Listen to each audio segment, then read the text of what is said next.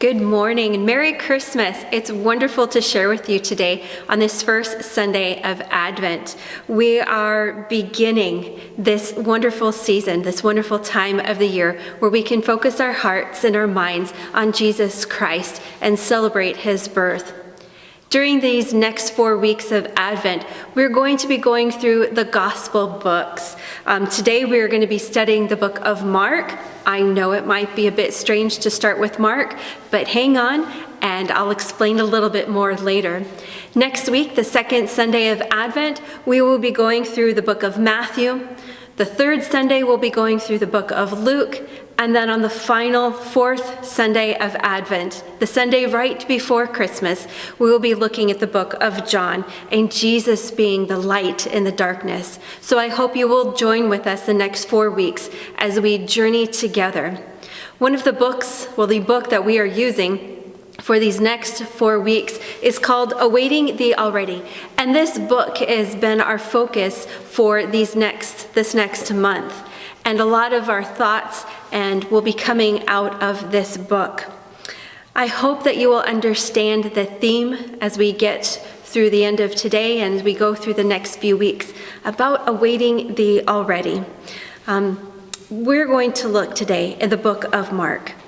And now Mark's writing is very quick, it's very brisk, it's very written with an old school word, maybe haste, if I could use that. And it's a very short book. It doesn't start with the birth of Jesus. There is no manger, there is no Mary, there is no Joseph, there are no shepherds. And so you probably wonder, why are we starting the Advent season in the book of Mark? Well, Mark writes with a sense of urgency. He's very attention-grabbing in his writing. He's a writer that goes from scene to scene of Jesus' life. He goes from event to event. And so he starts off with where we come across Jesus and joining John the Baptist. So with Mark's writing and sense of urgency, that's what I want you to feel today. That's what I want you to focus in on today. This past week, I can't remember what day it was, but I was sitting at home and I was enjoying my lunch. Joel and I were there at home. We had made our lunch, we had gotten our beverages together, and we were sitting watching a TV show. I don't remember what show it is we were watching, but we were watching a show and we were fully into this show. All of a sudden, our phones went off. Beep, beep, beep, and this buzzing, this sound was just going off. Many of you might have had your phones do the exact same thing, but it was a test of the emergency system for our phones here in Ontario. And it just really kind of shook me and surprised me of what is going on, because it was fairly loud. Now, when this happened, I was jolted out of this world that I was in, eating lunch, enjoying a show, and it completely brought my attention to what might have been important on my phone, an emergency on my phone. That kind of jolt is what Mark is doing for us in this time. We all live in our own little worlds at Christmas time. Whether we've got deadlines that we have to do, our own deadlines that we've set, whether it's a list of to-dos that we've got or we've been given by other people, we might be filled with some worry and anxiety, especially during this time, this Christmas, especially in 2020. We might be concerned about family. How are we going to celebrate with them? How is our family doing?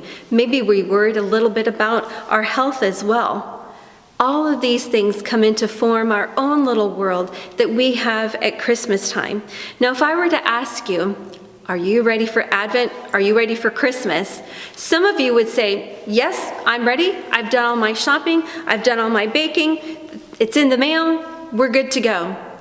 Others of you, I would ask, are you ready for Advent? Are you ready for Christmas? And you would probably say, no, I still have a few more gifts to purchase.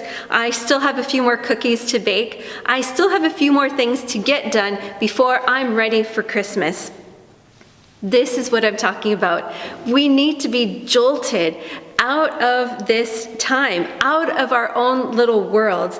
We need to change our behaviors. We need that urgent push, if you will, to pull us out of that focus and focus on Jesus Christ. Today, we're going to be just looking at the first chapter of Mark chapter 1, and we're just looking at the first 8 verses, and this is what it has to say. Mark chapter 1, the first 8 verses. I'm reading from the New Revised Standard Version, so it might be a little bit different from what you're reading in front of you, but it's always good to have different versions. This is what it says, Mark chapter 1. The beginning of the good news of Jesus Christ, the Son of God, as it is written in the prophet Isaiah, "See, I am sending you a messenger ahead of you who will prepare your way. The voice of one crying out in the wilderness, prepare the way of the Lord, make his path straight." John the Baptizer appeared in the wilderness, proclaiming a baptism of repentance for the forgiveness of sins. And people from the whole Judean countryside and all the people of Jerusalem were going out to him and were baptized by him in the river Jordan, confessing their sins. Now John was clothed with camel's hair, with a leather belt around his waist, and he ate locusts and wild honey. He proclaimed, "The one who is more powerful than I is coming after me. I am not worthy to stoop down and untie the thong of his sandals. I have baptized you with water, but he will baptize you with the Holy Spirit." Now these words of Mark, as I said before, are very what we call episodic. He goes from scene to scene, from event to event. And Mark wrote down a lot of Peter's memories. Mark was not with Jesus at this time. He was a writer for Peter. And so he's writing down all of Peter's memories and all of Peter's events that he had and his experiences with Jesus. He did travel with Paul on one missionary journey. Mark was also a cousin to Barnabas. So in all of these connections, he was very knowledgeable in who Jesus was and the events that surrounded his life and what he did. There are 2 things that I want to point out to you today in this section. The first one is in verse 2. Verse 2 says, "See, I am sending my messenger ahead of you, who will prepare your way." And I wanted to focus on that word, prepare. It's a reference to Malachi chapter 3, verse 1. And it's prepare in the Greek word means to construct or to create, to furnish or equip something. Something like a building of the tabernacle, for example, we could use the word prepare. If we're talking about building Noah's Ark, we could use the word prepare. We're building a structure, and that's the word that's used here, that construction, that furnishing. Now, when we apply this to the human side, it's as if the humans are a vessel. We are receptacles, if you will, of God's love. We are the building. We are being furnished. So therefore, in this instance, we need to prepare ourselves to receive Jesus. When we see this prepare in verse 2, it's an inner work that is happening. I need to prepare myself for Jesus' coming. I need to do some work here to prepare myself. The other reference for the word prepare is found in verse 3. And this, of course, is taken from Isaiah 40, verse 3. Now, this Greek word is more of a getting ready for a big event. We're going to prepare for a big, important feast. We're going to prepare for a great wedding, or we're going to prepare even for the second coming. This word prepare is ready, getting ready. And actually, some versions in verse 3 will use the word ready instead of the word prepare. Now, the implication here is that we need to make ourselves ready. In this instance, we need to make ourselves ready for the Passover. And in particular, we need to participate in Jesus' life, death, and resurrection. We are doing some physical work here in this word prepare, as far as getting ourselves ready. We want to participate, be physically active in Jesus' life, how we can do that in our surroundings. We want to be active in his death and resurrection, and how we do that. That's what this word prepare is meaning here in verse 3, is getting ready. So in this word prepare that we see twice, there's an inner working and there's also a physical work that is happening. Now, when we participate in the Advent, it's a time when we remember very vividly the events that surround Jesus' birth. It's so vivid, in fact, that it actually comes to life. Now, what I mean by this, just imagine when you're taking pictures. You've taken some pictures, whether it's on your phone or a camera. You've taken that roll of film to be developed, or you've pushed print on your phone and you've printed it out. Now, you pull these pictures out and you see these pictures, you are instantly transported to that time in that picture, that event that happened in that picture. Whether it's out skiing, whether it's a summertime event, where it's something that happened in the spring, your mind is instantly transported and you can vividly remember all the events that happened around that picture that you printed out. You are transported to that time. For all you sci-fi people, it's like Star Trek and the holodeck. It's like when you go into this room and the holodeck transports you back to another time. Everything is so real and so lifelike, you almost think that you're there. Or if you're a Back to the Future person, it's the same type of thing. There's a time travel that tends to happen. And when you look back and you're transported, it's almost like the past and the present are merging together, and it's a little blurry as far as what's happening. That transportation, you're participating in the Advent, you are vividly remembering those events. Now also, when we participate in the Advent, we anticipate the future very vividly.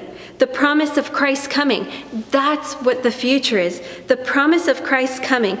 Back then, when he was born, but also what we're looking at is a second coming when Christ comes again. That's the other anticipation that is coming. We're looking forward to Christ's second coming. So when we participate in the Advent, we not only remember, but we anticipate his coming. In this book, Awaiting the Already, on page 22, this is what it says. To await Jesus is to acknowledge the Jesus who is already in our midst and to fully live into his life, death, and resurrection. So today I want to encourage you to prepare for Jesus.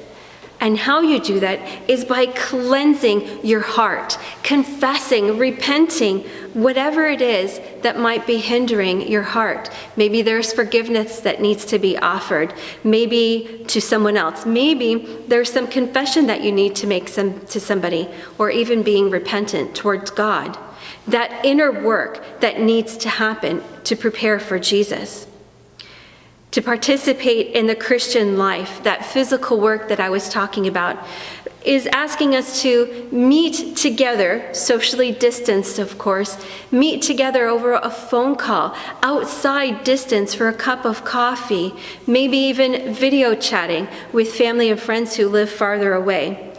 Participating is also testifying about what is happening in your life and what the Lord is doing in your life. That's the physical work that God requires of us, asks of us. The best way to prepare is to make your path straight.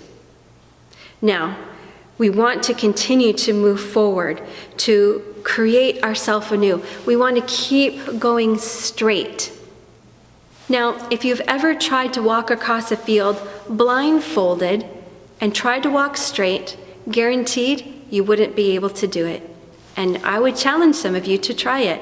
Maybe if you're swimming, you try to swim across the lake and you're going to go in a straight line swimming all the way from St. Catharines over to Toronto. Your path is going to go a little crooked and a little loopy. And it's scientifically proven that human beings cannot walk straight unless we're focused. The only way that we can focus and walk straight is by focusing something that's far ahead of us, whether it's a building, a lighthouse, or whatever it might be. We need to focus and spot that and stay on course, and then we will be able to go straight.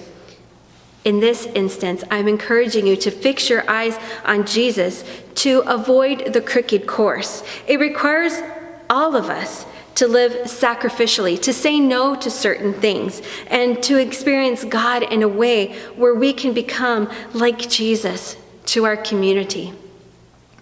There's a song in our songbook that says, "Be still for the presence of the Lord." And if you know that song, I would encourage you to sing it at home. Get your songbook out, look up the words on the line. Be still for the presence of the Lord. That's what we want to do today. That's what we want to practice this week. To be still in God's presence as we prepare our hearts, as we prepare our lives to receive Him, as we look to the past, as we look to the future, as the time is blended and we focus on Jesus Christ. So this week, I'd encourage you to take some time to prepare now and allow the inner work to begin. I pray God's blessing upon you this week as you prepare your hearts and prepare your lives to accept Jesus Christ, and as we celebrate this Advent season together. God bless you.